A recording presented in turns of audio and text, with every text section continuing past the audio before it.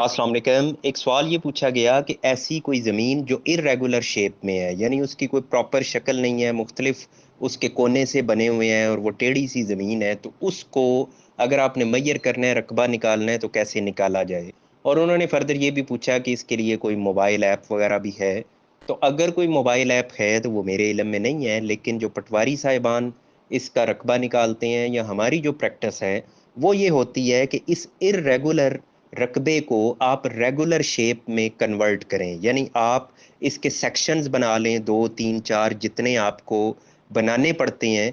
फिर उन सेक्शंस की आप अलग अलग मेजरमेंट कर लें और उनका अलग अलग एरिया निकाल लें।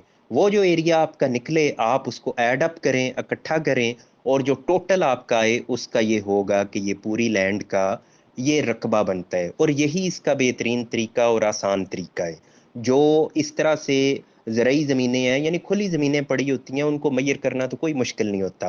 आप उनके जितने मर्जी सेक्शंस बना लें। लेकिन जो मकान वगैरह बना हो उसको इस अंदाज से मैयर करना मुश्किल होता है।